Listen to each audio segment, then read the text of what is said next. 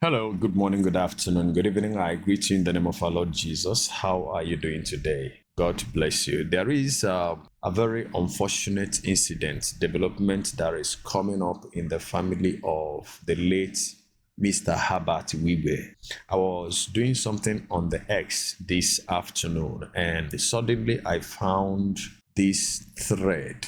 And I must tell you that I was shocked to read such that the 90-year-old father of the late businessman Herbert Wigwe is in court with his 26-year-old granddaughter over the asset of her father, Herbert Wigwe, and his son, Herbert Wigwe. So I saw this and I took interest. I was like, no, this is not possible. This might be one of those news because in Nigeria these days, the rich are quickly cyberbullied and character defamed, even when there is nothing like that. So I needed to be very sure. So I took my time and I did something that I will show you in this video. What I will show you will prove this and that. But at the end of the day, I have three opinions that I would share that could be the likelihood of what we are about or we are witnessing already in the family of the late Herbert Wigwe. I must confess that this is an unexpected development and it is very sad. So the news said after talking about the death of Mr. Herbert Wigwe, who died in a helicopter accident alongside his wife and their eldest son earlier last year, 2024. He was the former CEO of Access Bank and one of Nigeria's most notable billionaires. A few days ago, the story starts from here. Mr. Herbert's 90-year-old dad began a legal battle with his granddaughter, which is Herbert's daughter, in court over his property. Although the court has ruled it out, I don't know what this writer meant by the court having ruled it out. Grandpa has refused to give up, so the details below. Now, this is a picture of the wreck, the helicopter that crashed where the four persons, Herbert, his wife, son, and one other business friend, died in February last year. And it's just barely 1 year old. So these are the family. These are the pictures of the unfortunate deceased members of this family. And this is the son, the eldest son. So his remaining surviving children are Tochi, David Wigwe, Hannah Wigwe. So this is the Tochi, and this is the son, and then the youngest daughter. So this image was at the funeral, 2024. So by now they are a year older. But just calm down, all right? Calm down. So I read this in again. A year after Mr. Herbert passed away, his dad and former Director General of at NTA News Now, Pastor Shyngle Wigwe, in recent news has dragged her granddaughter, 26-year-old Tochi Wigwe, to court over his late son's property, which has caused uproar on the social media. It is unpredictable. I mean, it is unexpected. I really don't understand. So reports indicate that Pastor Shyngle Wigwe, along with Shukuka Wigwe, claiming to be a cousin, approached the court to request the distributions of Herbert Wigwe's assets and take them away from Tochi Wigwe, the eldest surviving daughter of Herbert Wigwe. Amongst his assets includes his estate. The estate likely includes a mix of assets such as real estate, shares in Access Holdings PLC, and potentially other investments tied to Wigwe's extensive business ventures, including Wigwe's University. One notable asset often associated with Herbert Wigwe is his multi-billion naira private residence in Ikoyi, Lagos State. The luxury homes in Ikoyi can range from 500 million to over 10 billion, between $300,000 to $6 million at current rates. Given Wigwe's status, his residence is likely at the higher end, potentially valued between 5 billion and 10 billion, $3 million to $6 million or more, factoring in its reported multi-billion naira status. So this was Herbert Wigwe Dangote, and I think this is Mr. Otedola. his friends while he was alive. Anyway, the court dismissed Pastor Shyngle Wigwe application on February 6, 2025. The court ruled that the claimants were not entitled to seek the reliefs they requested, effectively denying their bid to take control of the estates management, protecting Tochi Wigwe and her siblings' interests for now. So technically, Tochi and Herbert Wigwe's surviving children were favored in the significant ruling, although the case is still ongoing because Pastor Shyngle took the ruling to the Court of Appeal. So, with an appeal in progress, no definitive winner has been declared regarding the case. However, we will keep you up to date. This was Herbert Wigwe. This was said to be when he was working on the university project for his people, which he promised was going to be the best university in Africa.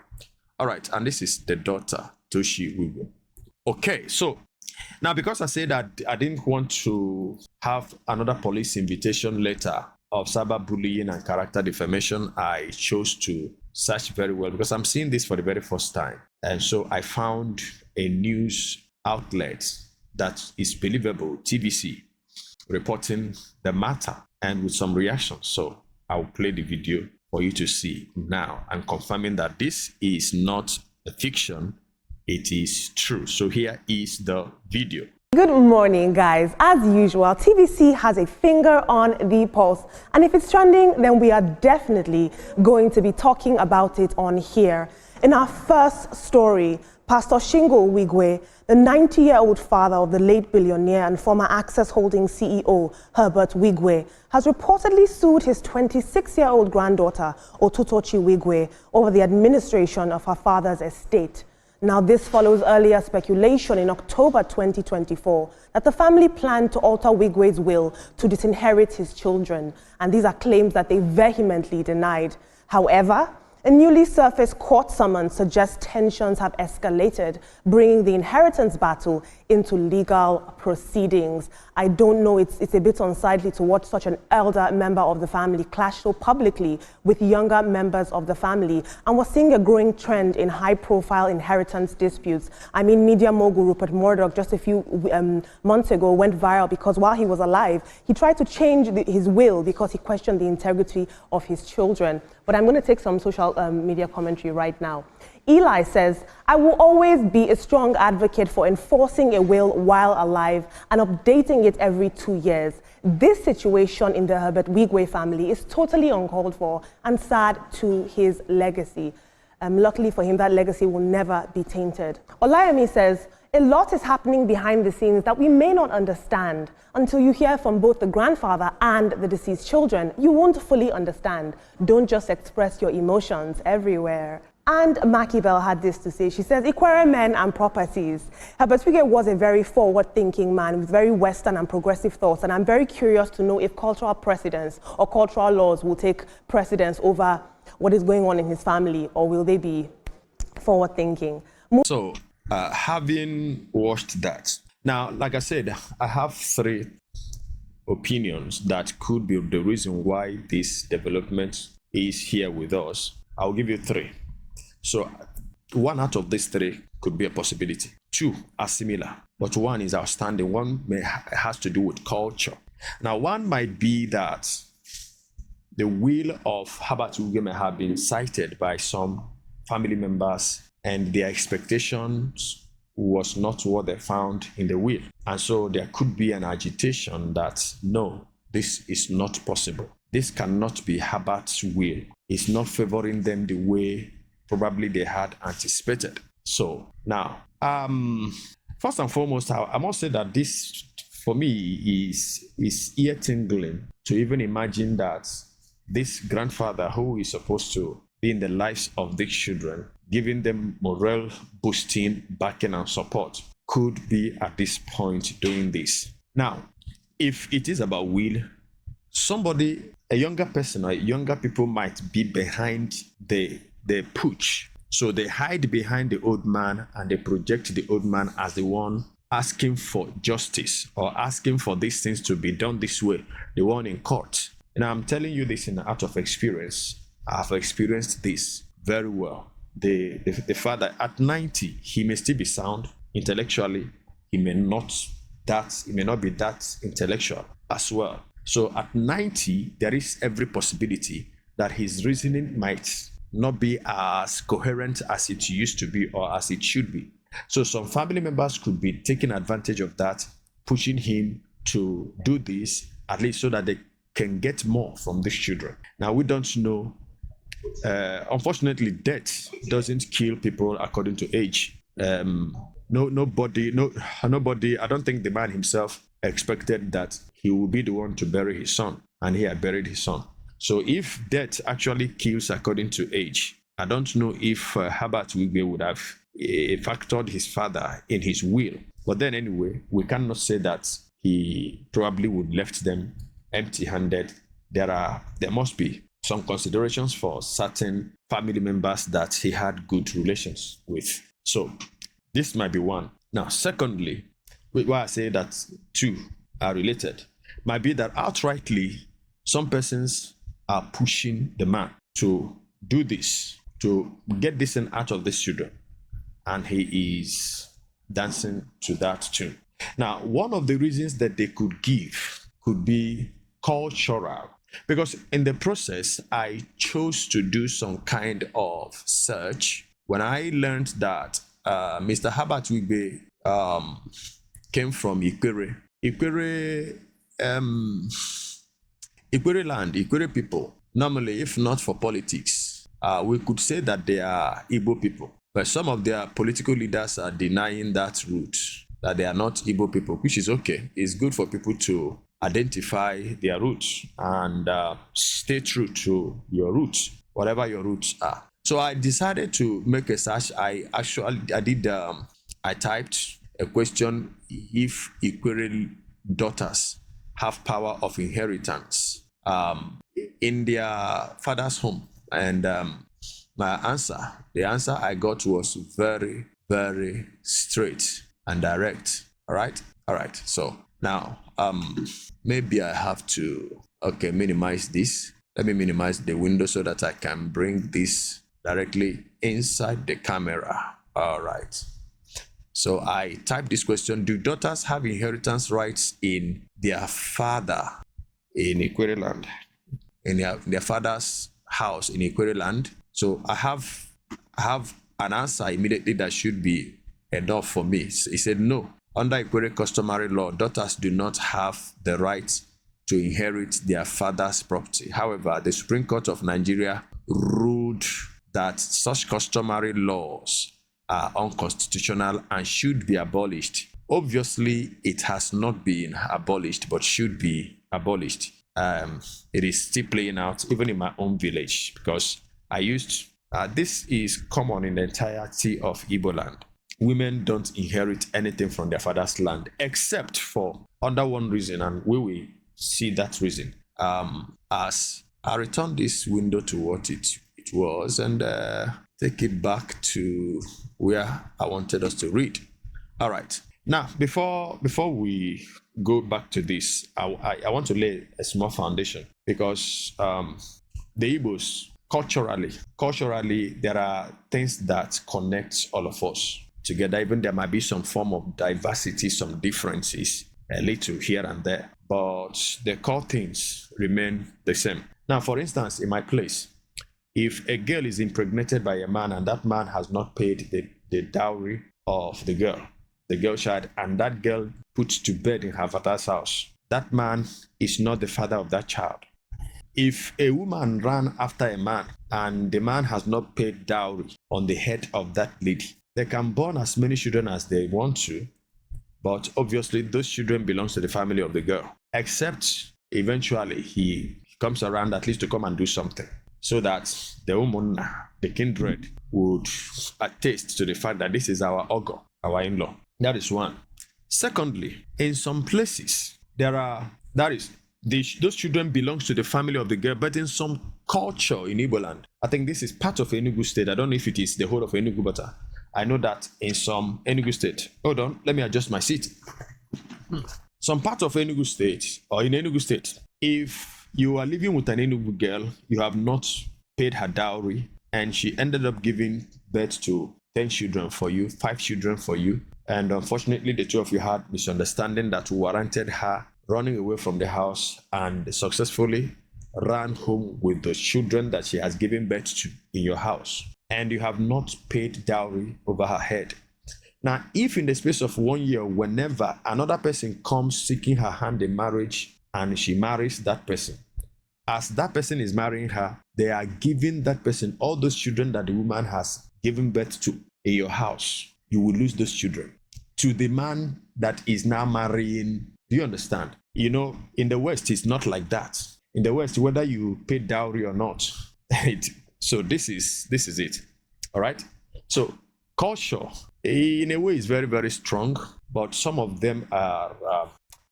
Anyway, let me not say something that somebody may misunderstand me, but that there are some of those traditions and cultures that may be looked into again. But I think this one of children, if you have not paid dowry, it is good. It's good. In fact, the culture of my people is excellent, because it is only that unfortunately, our generation now, we're beginning to relax those things, and the irresponsibility is beginning to creep in, to creep in, and we are no longer paying so much attention to those things. But the ancient people took this thing seriously, and so you wouldn't have to go and carry another man's daughter without paying dowry. You just be sleeping with the girl, giving birth to children without respecting the family. So that is the sense of that. So let us move away from that now. Now I will read just a part of this research locating the Ikwere people. The Ikwere people are found in the Rivers State of Nigeria. The Ikweres are found in 4 local government areas of Port Harcourt, Obio, Akpo, Ikwere, and Emohua. They are essentially farmers specializing in the production of palm oil, hunting, and cultivation of cassava, yam, cocoyam, etc. According to Ndimele and Williamson, the Ikwere people belong to the Iboid language group and are in fact the largest language of the Iboid group represented in Rivers State. The Ikwere language is not monolithic, but is rather made up of mutually intelligible, though varying dialects. The learned historian E.A.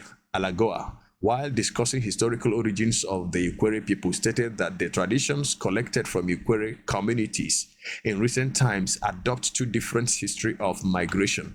While one tradition claims their descent from Benin, naming their ancestors Oshishi, Ekenta, or Wezina, depending on the Ikwere area, as being related to Akalaka, the acknowledged Benin prince and founder of the Ogba ethnic group. The other group suggests the migration of the group from Aroshuku in Igbo land. Now here, examining aspects of Ikwere customary law. The concept of Ibita Eteke, and Omunoro. Women under Ikwere customary laws do not have a general right to decide whether to or not to marry, when to marry, and to a large extent, even who to marry, as these decisions are made by their fathers, brothers, and uncles. A girl may even be denied the right to marry under the practice of Ibia Eteke, which results in children or products of such practices, commonly referred to as Omunoro. Under this scheme, the female child is forced by the father to stay unmarried, regardless of her desires to the contrary. She remains unmarried in her father's house at his pleasure and is regarded as a male, especially in the absence of any male child, and so can inherit her father's property for the continuity of the family name, although she cannot inherit his right to headship of the family. This scheme practiced in Ikwere land is used to preserve and protect the property of families facing possible extinction due to incessant deaths or inability to produce male children to carry on the family line. This scheme is violative of the rights of women and so is unjust. The girl child becomes the sacrificial lamb mandated to stay unmarried in her father's house to repopulate the father's lineage. The children she has in her unmarried state belong to her father's family and will be treated as bona fide members of the kindred group. Any son born to her will inherit her father's property and perform any other functions expected of a male in the family. Do you understand that now? Do you understand that? Now, in fact, while I was explaining that other part of you have not paid dowry or not, I've not read this thing to this point. In fact, I didn't actually read this point. Once I saw that answer to my question, I knew that I would get it here. So, but I've not read this. Now, what it means is that a family that maybe they don't have a male son, they don't have a male child, and they can talk to a particular daughter of theirs and stop her from marrying outside. So she stays in the house and will begin to bear children in the house in the name of her father. All right. All the children she bears in the house are bona fide members of the family. Remember, I told you that a woman whose bride price was not paid, the man, whoever owned those children or gave birth to those children, that sired the children, had no right of claim to the children because he didn't pay anything. So if this lady in question now gives birth to 10 children in her father's house, nobody will come from outside. Nobody can come from outside. Maybe the man later eventually got married and is unable to bear children in his own house. You can't come to that family and say, I was one that impregnated this girl for this child, so I have come to claim my child. Nothing like that. Nothing like that. So she stays. Now, by that singular practice, now the woman is like a man. So under that, she has some right to claim her father's inheritance. Her father's inheritance, because she did not marry.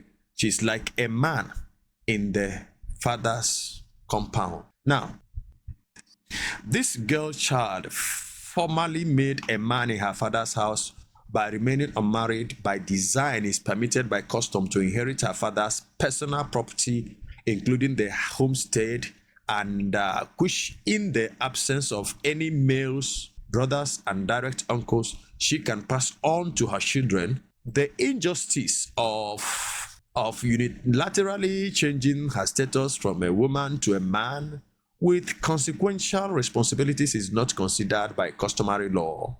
Neither is the violation of her right to marry and found a family. Now, so here is the main thing: inheritance rights of the girl child, women and children born out of wedlock. Generally speaking, the girl child under the Ikwere native law and custom does not have any recognizable rights of inheritance in her father's house. She is not regarded as an equal to the boy child, who in the absence of the father can hold the homestead, while the girl child is expected to leave her father's house upon maturity and marry into another family who will own her so long as the bride price paid on her remains with her family, under the concept of nyenwe kwa. It's not my dialect, so I may not have read it well. He who owns or marries a woman owns all she has or proceeds from her, including children born to other men during a period of separation. Do you see that now? That even while she was still married, now a woman is considered still legally married to her husband in as much as the bride price has not been returned to the people who came to marry her. So maybe in the process of marriage, some form of misunderstanding arose and she ran away from the house, and in the course of wandering up and down, she wandered into the hand of a man that impregnated her maybe once or twice, and she gave birth. Those children don't belong to that man who is estranged, but to the husband who is still legally, customarily, lawfully married to her at that point in time. All right? At that point in time. So, the girl child under the Ikwere native law and custom cannot hold the family Ofo, that is Ofo, we call it Ofo, the family Ofo, symbol of authority and kingship. There is a staff. They cannot be made the family chief or head, even in the absence of male children. A woman who is married under the Ikwere custom has no right to inherit any property of the husband at his demise, because she is regarded as the property of her husband's family, to be inherited by her husband's next of kin. She is allowed access to family land for farming purposes to take care of her needs and those of her immediate family.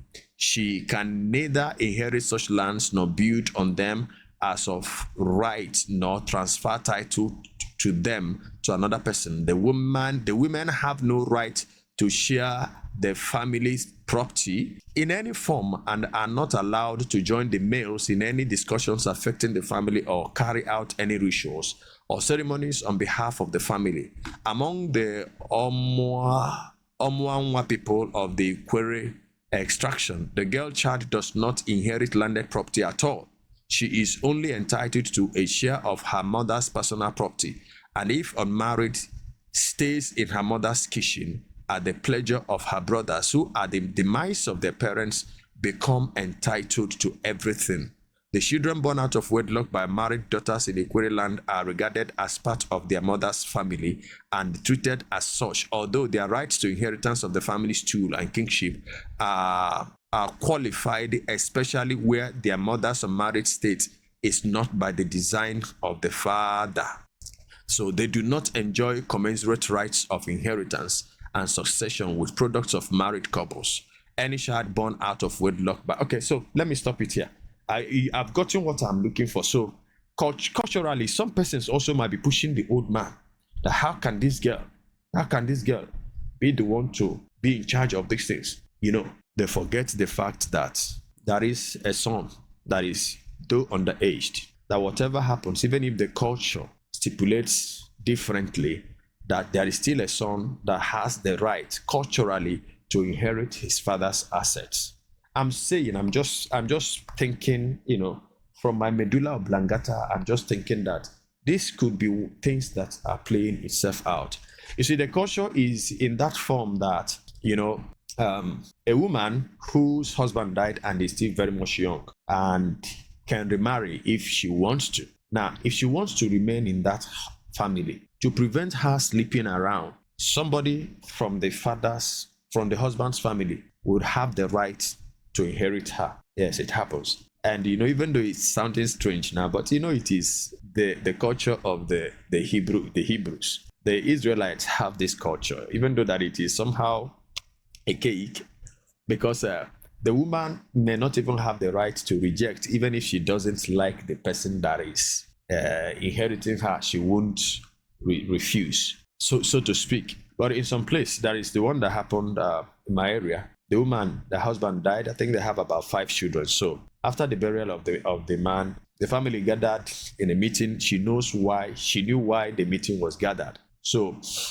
culturally, when you are doing traditional wedding, the girl who is to be married will be given a wine by her father to go and locate the person that she says is the husband. So anybody she hands the wine to is, you know, acknowledged as her husband. So what happened was that she was given the wine as the family members of the husband are seated. Now she was allowed to make choice. So I think that was even civilized. But this lady is a Christian. She's born again. And she knows that those kind of practices under the new covenant are not allowed. So she collected the wine and went straight to her first son, who is still very young, and gave him the wine. Matter closed. Those who have been sharpening their instrument, you know, all of them got disappointed, and that is how the woman is left. But you know that the consequence is that they will leave her to suffer. They may not even care for those children at all. And you see, what is happening now may be so close to what happens when a man dies and leaves his family and the children vulnerable. Now, some very bad husband brothers and uncles have driven some women away with their children, the children of their own brother. Even when there is a male child, even when there are male children, some male children, just because they are small, their uncles will drive them away, chase their mothers away.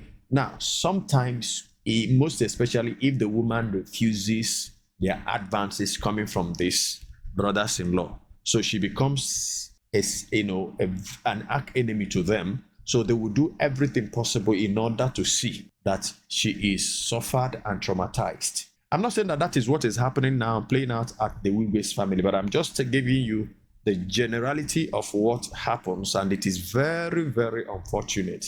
Now, in some places, women and children are not protected at all. A woman can be driven out of her husband's duplexes everything taken away from her, the children from luxury, automatically, life of luxury, they will just transition from, that life of luxury to abject poverty. More so when the woman is this kind of women that their husband will not allow to do any work, or some that are very lazy. Once the man dies, they don't know difference between from their left and right. Now the problem is that they are left so vulnerable. So these things happen. But for us to be witnessing this kind of a thing in an elite family like that of the Wigwes is very, very unfortunate, and I feel that it's not a very good news. For me personally, I didn't expect it, because even when the man died, I made a mental calculation: who will take care of these ones that are alive? And something in me was like, well, no, it's a big family that they would always find somebody that will help in running their father's business. Now we have this. Well, anyway, we'll keep our fingers crossed and see what happens from the court. But I don't think that the culture at this point in time would favor them, because even if they want to invoke the culture, if it is the culture that they want to invoke, there is a son. And thank God that this Tochi is educated, and I think she's brave. And she will also have the support of other friends of her father's who will be solidly behind her, and they will get justice. And then I will also want to say that I may be wrong in all the three permutations that I have given, but at the end of the day, we may find out what really the case is. Thank you very much, and God bless you. Let's know what you think about this in the comment section. From me to you, shalom.